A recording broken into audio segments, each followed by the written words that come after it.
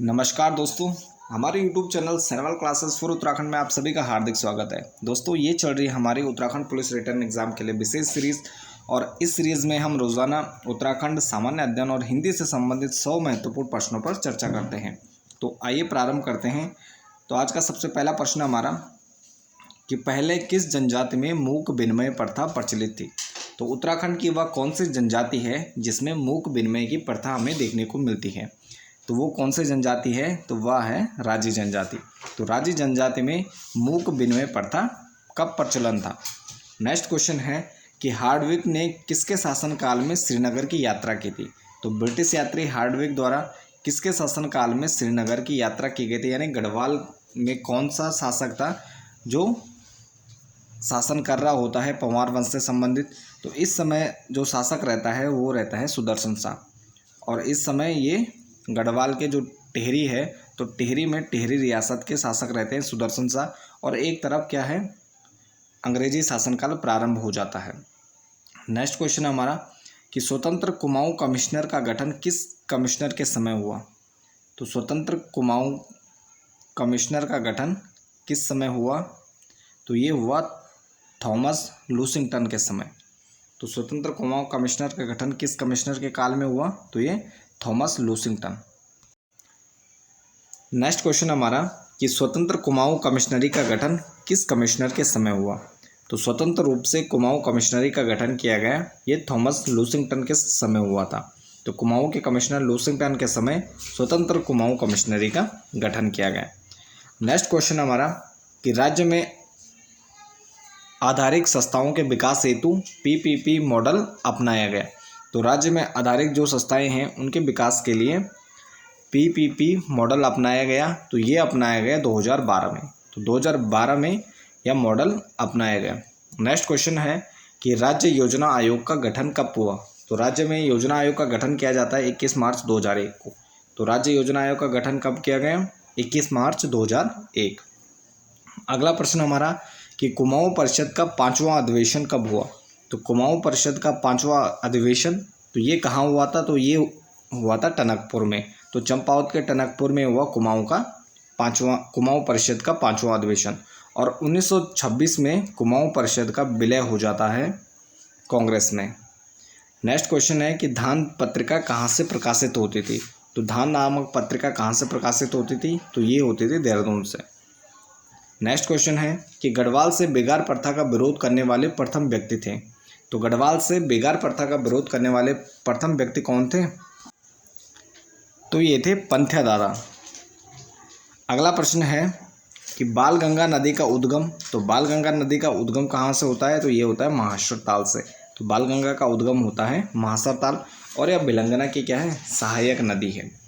अगला प्रश्न है कि शोर के अतीत नामक पुस्तक के लेखक हैं। तो शोर के अतीत नामक पुस्तक के लेखक कौन हैं, तो डॉक्टर राम सिंह है शोर के अतीत नामक पुस्तक के लेखक।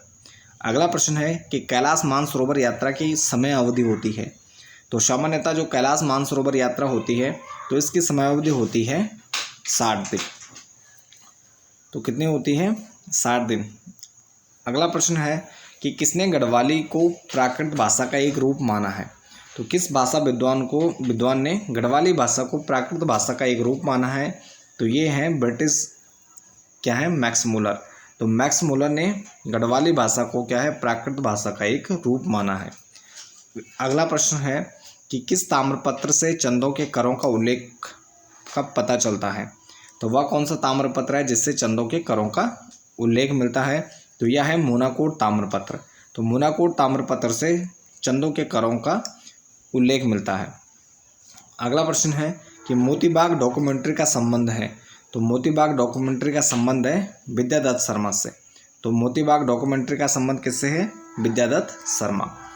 अगला प्रश्न है कि देवकालीन शासनकाल में देवपुरी राज्य का राजा माना जाता है। तो देवकालीन शासनकाल में देवपुरी नामक जो राज्य था उसका राजा कौन माना जाता है, तो राजा इंद्र को माना जाता है देवपुरी नामक जो राज्य है उसका राजा। नेक्स्ट क्वेश्चन है कि थारू जनजाति में थौची एक रस्म है जिसका सही अर्थ क्या होता है। तो थारू जनजाति में थौची जो रस्म होती है तो इसका मतलब क्या होता है, इसका अर्थ होता है सगाई। अगला प्रश्न है कि कुमाऊं राजपूत अखबार, तो कुमाऊं राजपूत अखबार कहाँ से प्रकाशित होता था? तो कुमाऊं राजपूत अखबार इसका प्रकाशन होता था अल्मोड़ा से, तो अल्मोड़ा से प्रकाशित होता था कुमाऊं राजपूत अखबार। नेक्स्ट क्वेश्चन है कि गढ़वाल के 52 गढ़ों में पहला गढ़ किसे माना जाता है? तो गढ़वाल के 52 गढ़ों में पहला गढ़ माना जाता है नागपुर गढ़ को। तो गढ़वाल का पहला गढ़ किसे माना जाता है? नागपुर गढ़। अगला प्रश्न है कि रांची स्टेडियम का शिलान्यास कब किया गया था? तो रांची स्टेडियम का शिलान्यास किया गया 2 अक्टूबर 1975 को। तो रांची स्टेडियम ये पौड़ी में स्थित है और इसका शिलान्यास किया गया 2 अक्टूबर 1975। अगला प्रश्न है कि राज्य में एन वर्मा आयोग का संबंध है। तो जो अनियमितताएं पाई जाती हैं तो उनकी जांच हेतु राज्य में एन वर्मा आयोग का गठन किया गया। अगला प्रश्न है कि पौड़ी में इवर्सन कांड किस वर्ष हुआ? तो पौड़ी में इवर्सन कांड हुआ 1930 ईस्वी में। तो पौड़ी में इवर्सन कांड कब हुआ? 1930। अगला प्रश्न है कि सोमचंद ने समाज को कितने भागों में विभक्त किया था? तो सोमचंद ने समाज को 8 भागों में बांटा था। नेक्स्ट क्वेश्चन है मीरा बहन का मूल नाम। तो मीरा बहन का मूल नाम क्या है? Madeleine slate. तो मीरा बहन का मूल नाम क्या है? Madeleine slate. अगला प्रश्न है कि जौहरी लोगों द्वारा बिड नामक आभूषण कहाँ पहना जाता है? तो जौहरी लोग यानी भोटिया की एक उपजाति है जौहरी, तो इनके द्वारा बिड नामक आभूषण पहना जाता है नाक में। तो बिड नामक आभूषण क्या है? नाक में पहना जाता है महिलाओं द्वारा। अगला प्रश्न है कि थारू जनजाति के लोग दोपहर के भोजन को कहते हैं। तो थारू जनजाति के लोग दोपहर के भोजन को क्या कहते हैं? तो मजनी के नाम से बुलाते हैं थारू के लोग दोपहर के भोजन को। नेक्स्ट क्वेश्चन है कि उत्तराखंड कितना सच और कितना छल? उत्तराखंड कितना सच कितना छल यह किसकी रचना है? तो ये है सुरेंद्र सिंह पांगती की रचना है, उत्तराखंड कितना सच और कितना छल। अगला प्रश्न है कि सोमेश्वर देवालय स्थित है। तो सोमेश्वर देवालय कहाँ स्थित है? तो ये यमुनोत्री में स्थित है सोमेश्वर देवालय। अगला प्रश्न है कि भैरवझाप शिला स्थित है। तो भैरवझाप शिला कहाँ स्थित है? तो ये केदारनाथ में भैरवझाप शिला। अगला प्रश्न है स्वाधीन प्रजापत्र की स्थापना 1930 में स्वाधीन प्रजापत्र की स्थापना की गई। अगला प्रश्न है कि अनासक्ति आश्रम। तो अनासक्ति आश्रम कहाँ है? तो ये बागेश्वर में है अनासक्ति आश्रम। अगला प्रश्न है कि गिलगितौप उत्तराखंड। तो गिलगितौप उत्तराखंड किसे कहा जाता है? तो आराकोट को कहा जाता है उत्तरकाशी में गिलगितौप उत्तराखंड। नेक्स्ट क्वेश्चन है कि कौन सा दर्रा पिथौरागढ़ को तिब्बत से जोड़ता है? तो दारमा नवीधुरा ये क्या है? पिथौरागढ़ और तिब्बत के बीच ये दर्रे स्थित हैं। अगला प्रश्न है किस जिले को मुस्लिम लेखकों ने मिनी हिंदुस्तान की संज्ञा दी है? तो उधम सिंह नगर को मुस्लिम लेखकों ने मिनी हिंदुस्तान की संज्ञा दी है। तो यूएस नगर जो हमारा ज़िला है तो इसको मुस्लिम लेखकों ने क्या कहा है? मिनी हिंदुस्तान। अगला प्रश्न है कि चंपानौला किस जिले में स्थित है? तो चंपानौला कहाँ है? तो ये है अल्मोड़ा जिले में। तो चंपानौला है अल्मोड़ा जिले में। अगला प्रश्न है कि हरिपुरा बांध की स्थापना कब की गई? तो हरिपुरा बांध या उधम सिंह नगर जिले में स्थित है और इसकी स्थापना की गई 1975 में। तो हरिपुरा बांध की स्थापना 1975। अगला प्रश्न है कि अजयपाल के गुरु का क्या नाम था? तो अजयपाल के गुरु का नाम क्या था? सत्यनाथ। तो अजयपाल के गुरु का नाम क्या था? सत्यनाथ था। अगला प्रश्न है कि वेदमाला किसकी रचना है? तो वेदमाला किसकी रचना है? तो ये है हरिराम धस्माना की। तो वेदमाला रचना है हरिराम धस्माना। अगला प्रश्न है कि अल्मोड़ा का लिंगानुपात। तो अल्मोड़ा जिले का लिंगानुपात क्या है? सर्वाधिक है 1139। नेक्स्ट क्वेश्चन है कि कोटद्वार को नगर पालिका कब बनाया गया? तो कोटद्वार को नगर पालिका कब बनाया गया? तो ये बनाया गया 1951 ईस्वी में। तो कोटद्वार नगर पालिका कब बना? 1951। नेक्स्ट क्वेश्चन है कि किस खिलाड़ी को आयरन वॉल ऑफ इंडिया के नाम से जाना जाता है? तो त्रिलोक सिंह बसेड़ा को किस नाम से जाना जाता है? Iron ball of India. Next question है कि हरिशताल कहाँ स्थित है? तो हरिशताल कहाँ स्थित है? ये नैनीताल में। हरिशताल कहाँ स्थित है? नैनीताल जिले में। अगला प्रश्न है कि उत्तराखंड का बोध गया किसे कहा जाता है? तो उत्तराखंड का बोध गया कहलाता है काकड़ी घाट। तो उत्तराखंड का बोध गया क्या किसे कहा जाता है? तो काकड़ी घाट को कहा जाता है उत्तराखंड का बोध गया। नेक्स्ट क्वेश्चन है कि पंचेश्वर बांध प्राधिकरण का गठन कब किया गया? तो पंचेश्वर बांध प्राधिकरण का गठन कब किया गया? तो ये किया गया 2014 ईस्वी में। तो 2014 में पंचेश्वर बांध प्राधिकरण का गठन किया गया। नेक्स्ट क्वेश्चन है कि सोमनाथ का ऐतिहासिक मेला किस स्थान पर लगता है? तो मासी नामक स्थान पर लगता है सोमनाथ का ऐतिहासिक मेला। अगला प्रश्न है कि राज्य में नवीनीकरण नीति की ऊर्जा नीति की घोषणा की गई। तो राज्य में नवीनीकरण ऊर्जा नीति की घोषणा की गई जनवरी 2008 में। तो जनवरी 2008 में राज्य में नवीनीकरण ऊर्जा नीति की घोषणा की गई। नेक्स्ट क्वेश्चन है कि गुमानी पंथ का जन्म कब हुआ। तो 1790 में गुमानी पंथ का जन्म हुआ था। अगला प्रश्न है कि अल्मोड़ा अखबार का रजिस्ट्रेशन नंबर था। तो अल्मोड़ा अखबार का रजिस्ट्रेशन नंबर क्या था। तो अल्मोड़ा अखबार का रजिस्ट्रेशन नंबर था 10। तो अल्मोड़ा अखबार का रजिस्ट्रेशन नंबर 10 था। अगला प्रश्न है कि पूर्वी रामगंगा का उद्गम स्थल। तो पूर्वी रामगंगा ये पिथौरागढ़ जिले में, तो पोटिंग ग्लेशियर है इसका उद्गम स्थल।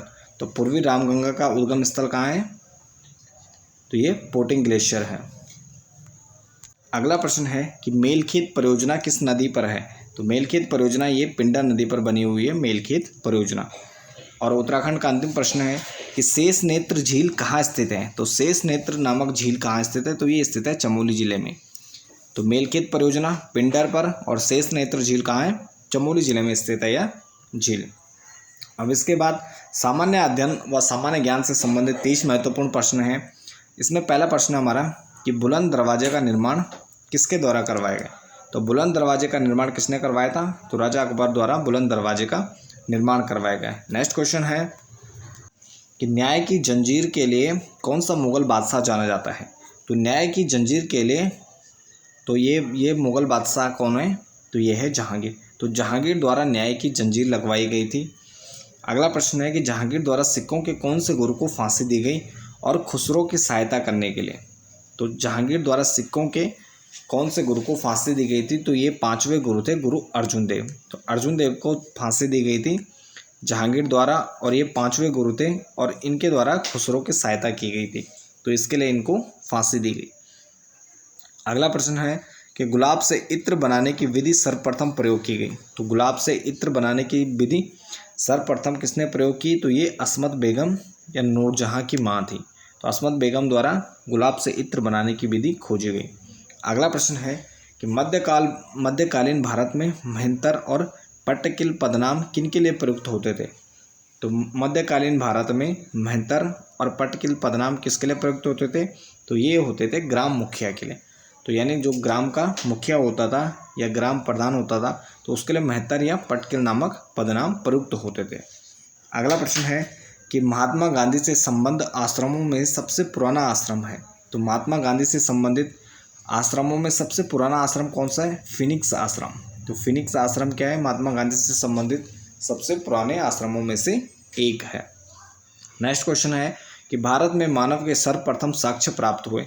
तो भारत में मानव के सर्वप्रथम साक्ष्य कहाँ से प्राप्त हुए। तो ये हुए नर्मदा घाटी से। तो नर्मदा नदी घाटी से मानव के सर्वप्रथम साक्ष्य प्राप्त होते हैं।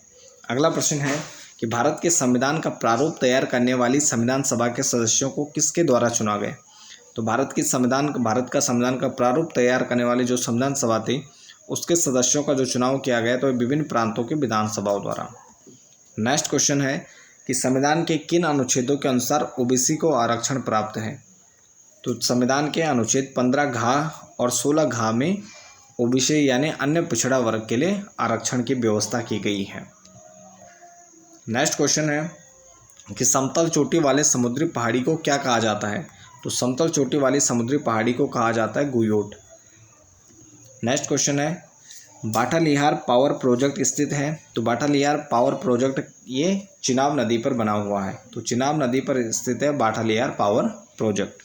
नेक्स्ट क्वेश्चन है कि आदि काव्य की संज्ञा दी गई है। तो आदि काव्य की संज्ञा किसको दी गई है। तो रामायण को क्या कहा जाता है, आदि काव्य के नाम से जाना जाता है।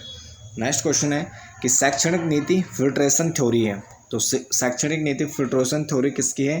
तो ये है मैकाले की, लॉर्ड मैकाले की है शैक्षणिक नीति में फिल्ट्रेशन थ्योरी। अगला प्रश्न है कि किसने प्रसिद्ध चटगांव शस्त्रागार पर धावा आयोजित किया। तो प्रसिद्ध चटगांव शस्त्रागार पर धावा आयोजित किसने किया था, ये सूर्यसेन ने। नेक्स्ट क्वेश्चन है कि प्रबंध में श्रमिकों की भागीदारी का अर्थ है। तो प्रबंध में श्रमिकों की भागीदारी का अर्थ है नीति निर्णय में भागीदारी। नेक्स्ट क्वेश्चन है भारत के राष्ट्रीय आय की गणना की जाती है। तो केंद्रीय सांख्यिकी संगठन यानी CSO के द्वारा गणना की जाती है राष्ट्रीय आय की भारत में। अगला प्रश्न है कि हाइड्रोजन एवं हीलियम के बादलों की गुरुत्वीय संघनन से निर्मित है। तो हाइड्रोजन एवं हीलियम के बादलों के गुरुत्वीय संघनन से निर्मित है भ्रूण या आदि तारा, भ्रूण या आदि तारा। अगला प्रश्न है कि सतह से सतह पर मार करने वाली भारतीय रक्षा मिसाइल है। तो सतह से सतह पर मार करने वाली भारतीय रक्षा मिसाइल क्या है? पृथ्वी। नेक्स्ट क्वेश्चन है मुक्केबाजी खेल में राउंड होते हैं। तो मुक्केबाजी खेल में कितने राउंड होते हैं? तो 3 राउंड होते हैं इसमें। अगला प्रश्न है कि मुक्केबाजी खेल के 3 राउंड कितने मिनट के होते हैं? तो मुक्केबाजी के खेल में 3 राउंड होते हैं, ये 3-3 मिनट के होते हैं। नेक्स्ट क्वेश्चन है कि प्रथम कॉमनवेल्थ गेम्स कहाँ हुए? तो प्रथम कॉमनवेल्थ गेम्स हुए हैमिल्टन में। तो प्रथम कॉमनवेल्थ गेम्स कहाँ हुए थे? हैमिल्टन। नेक्स्ट क्वेश्चन है कि महिला दिवस मनाया जाता है। तो 13 फरवरी सरोजिनी नायडू की स्मृति में। अगला प्रश्न है कॉलिंग पुरस्कार दिया जाता है। तो कलिंग पुरस्कार दिया जाता है, तो ये विज्ञान के क्षेत्र में दिया जाता है। तो कलिंग पुरस्कार किसके क्षेत्र में दिया जाता है? ये विज्ञान के क्षेत्र में। तो कलिंग पुरस्कार दिया जाता है विज्ञान के क्षेत्र में। अगला प्रश्न है कि ईथरनेट उदाहरण है। तो ईथरनेट किसका उदाहरण है? तो ये लैन का उदाहरण है, ईथरनेट। नेक्स्ट क्वेश्चन है कि 2021-22 में भारत का सर्वाधिक सब्जी उत्पादक राज्य कौन सा है? तो 2021-22 में भारत का सर्वाधिक सब्जी उत्पादक राज्य कौन सा है? तो ये है उत्तर प्रदेश। नेक्स्ट क्वेश्चन है प्रिंट हेतु उपयुक्त मेनू है। तो प्रिंट हेतु उपयुक्त मेनू कौन सा है? तो यह है फाइल मेनू। अगला प्रश्न है कि ट्रॉपिकल नेटवर्क का सबसे शक्तिशाली कंप्यूटर है। तो ट्रॉपिकल नेटवर्क का सबसे शक्तिशाली कंप्यूटर कौन सा है? Network server. अगला प्रश्न है कि स्टॉकहोम जल पुरस्कार 2022 दिया गया। तो स्टॉकहोम जल पुरस्कार 2022 किसे दिया गया? तो ये विल्फ्रेड वुडसर्ट को दिया गया स्टॉकहोम जल पुरस्कार 2022। नेक्स्ट क्वेश्चन है कि लॉजिक गेट है। तो एक प्रकार का क्या है? सर्किट है लॉजिक गेट। और सामान्य अध्ययन का अंतिम प्रश्न है कि राज्य में आपदा प्रबंधन कोष हेतु जिलाधिकारी को कितना धन आवंटित किया जाता है? तो राज्य में आपदा प्रबंधन कोष हेतु जिलाधिकारियों को धन आवंटित किया जाता है 50 लाख। तो आपदा प्रबंधन कोष में जिलाधिकारियों के लिए कितना धन रखा गया है? तो ये 50 लाख तक इसकी सीमा होती है। और इसके बाद हिंदी के 20 महत्वपूर्ण प्रश्न हमारे। तो पहला प्रश्न है हिंदी हिंदू हिंदुस्तान का नारा किसने दिया? तो हिंदी हिंदू और हिंदुस्तान का नारा दिया था प्रताप नारायण मिश्र ने। तो हिंदी हिंदू और हिंदुस्तान का नारा किसने दिया? तो ये दिया प्रताप नारायण मिश्र ने। अगला प्रश्न है कि हिंदी को राष्ट्रभाषा बनाने का विचार सर्वप्रथम किस राज्य में उदित हुआ? तो हिंदी को राष्ट्रभाषा बनाने का विचार सर्वप्रथम कहाँ उदित हुआ था? तो ये हुआ बंगाल में। तो बंगाल से उदय होता है हिंदी को राष्ट्रभाषा बनाने का विचार। और जब हिंदी को राष्ट्रभाषा बनाने की बात आती है तो बंगाल से ही हमें सर्वाधिक विरोध देखने को मिलता है। नेक्स्ट क्वेश्चन है कि संविधान सभा में हिंदी को राजभाषा बनाने का प्रस्ताव किसने रखा? तो संविधान सभा में हिंदी को राजभाषा बनाने का प्रस्ताव रखा था गोपाल स्वामी अयंगर ने। तो गोपाल स्वामी अयंगर के प्रस्ताव पर ही संविधान सभा ने हिंदी को राजभाषा बनाने का प्रस्ताव स्वीकार किया था। अगला प्रश्न है कि संविधान सभा में राजभाषा के नाम पर हुए मतदान में हिंदुस्तानी व हिंदी को कितने वोट मिले? तो संविधान सभा में जब राजभाषा के नाम पर बहस हुई और उसके बाद मतदान हुए तो यहाँ पर हिंदुस्तानी और हिंदी के बीच हमें सर्वाधिक जो संघर्ष हमें हिंदुस्तानी और हिंदी के बीच देखने को मिलता है, जिसमें हिंदुस्तानी को 77 वोट और हिंदी को 78 वोट पड़ते हैं। तो संविधान में राजभाषा के नाम पर हिंदुस्तानी को 77 वोट मिले और हिंदी को 78 वोट प्राप्त होते हैं। अगला प्रश्न है कि हिंदी अहिंदी लोगों के लिए ठीक उतनी ही विदेशी है जितने कि हिंदी समर्थकों के लिए अंग्रेजी। तो यह किसका कथन है? तो यह कथन है सी राजगोपालाचार्य का। तो सी राजगोपालाचार्य का यह कथन है कि हिंदी अहिंदी लोगों के लिए ठीक उतनी ही विदेशी है जितनी कि हिंदी समर्थकों के लिए अंग्रेजी। इसके बाद अगला प्रश्न हमारा कि हिंदी खड़ी बोली किस अपभ्रंश से विकसित हुई है? तो हिंदी जो खड़ी बोली है तो यह किस अपभ्रंश भाषा से विकसित हुई है? तो यह है शॉर्टसेनी भाषा। तो शॉर्टसेनी से विकसित हुई है हिंदी खड़ी बोली। अगला प्रश्न है कि भारतीय संविधान में हिंदी को कौन सी अनुसूची में शामिल किया गया है? तो भारतीय संविधान में हिंदी को 8वीं अनुसूची में शामिल किया गया है। तो 8वीं अनुसूची में संविधान के 8वीं अनुसूची में भारतीय भाषाओं का उल्लेख है जिसमें हिंदी को भी शामिल किया गया है। इसमें कुल कितनी है? 22 भाषाओं का उल्लेख है। अगला प्रश्न है कि विक्रमी संवत ईस्वी सन से कितने वर्ष आगे रहता है? तो विक्रमी संवत ईस्वी सन से 57 वर्ष आगे चलता है। अगला प्रश्न है कि पति पत्नी के जोड़े को क्या कहा जाता है? तो पति पत्नी के जोड़े को कहा जाता है दंपति। नेक्स्ट क्वेश्चन है कि एकैक में संधि है, तो एकैक में कौन सी संधि है? तो इसमें है वृद्धि संधि। तो सामान्यतः ये आपको ध्यान रखना है, जिसमें 2 मात्राएं लगी होंगी तो सामान्यतः उसमें क्या होती है? वृद्धि संधि होती है। जिसमें 1 मात्रा होगी तो उसमें गुण संधि होगी। 1 धन 1 क्या हो जाएगी? एकैक। अगला प्रश्न है कि व्यर्थ शब्द में किन वर्णों की संधि हुई है? तो व्यर्थ शब्द में किन वर्णों की संधि हुई है? तो ये हुई है ई धन आ, यानी वी धन अर्थ है व्यर्थ, तो ये क्या है? ई धन आ क्या हो जाएगा? तो व्यर्थ इनके वर्णों की संधि होती है ई धन आ। अगला प्रश्न है कि लंबोदर में कौन सा समास है? तो लंबोदर में समास है बहुब्रीहि समास। तो लंबोदर का अगर हम समास विग्रह करेंगे तो क्या हो जाएगा? तो लंबा है उदर जिसका, तो यह क्या है? विशिष्ट अर्थ के लिए प्रयुक्त होता है, यानी यह गणेश भगवान के लिए प्रयुक्त होता है लंबोदर। तो इसलिए इसमें कौन सा समास होगा? तो इसमें बहुब्रीहि समास होगा। अगला प्रश्न है कि पहला पद अनु आ अति अर यथा यावत हर आदि हो, तो उसमें कौन सा समास होता है? तो ये जो सभी वर्ण हैं, सभी शब्द हैं, तो ये देख रहे होंगे आप, ये क्या हैं? ये सारे अवयव शब्द हैं। तो सभी अवयव शब्द हैं, तो इसमें कौन सा समास आएगा? तो यानी जिसका पहला पद क्या हो? अवयव हो, तो उसमें क्या होता है? ये अवयव समास होता है। अगला प्रश्न है कि काम का नाम बताने वाले शब्द को क्या कहते हैं? तो काम का नाम बताने वाला शब्द क्या कहलाता है? ये क्रिया कहलाता है। नेक्स्ट क्वेश्चन है कि संस्कृत का विशेषण है, तो संस्कृत का विशेषण है सांस्कृतिक। तो संस्कृत का विशेषण क्या हो जाएगा? सांस्कृतिक। अगला प्रश्न है कि तिक्त का विलोम शब्द है, तो तिक्त का विलोम शब्द क्या हो जाएगा? मधुर। तो तिक्त का विलोम शब्द मधुर। अगला प्रश्न है कि जो समय पर ना हो उसके लिए एक शब्द, जो समय पर ना हो उसे क्या कहेंगे? असामयिक। तो असामयिक क्या होगा? जो समय पर ना हो। अगला प्रश्न है कि कष्ट से संपन्न होने वाला, तो कष्ट से संपन्न होने वाला क्या है? कष्ट साध्य। तो कष्ट से संपन्न होने वाला कष्ट साध्य। अगला प्रश्न है कि संतोष से बढ़कर सुख नहीं है में वाक्य है, तो संतोष से बढ़कर सुख नहीं है, तो ये क्या है? एक सरल वाक्य, सामान्य वाक्य है।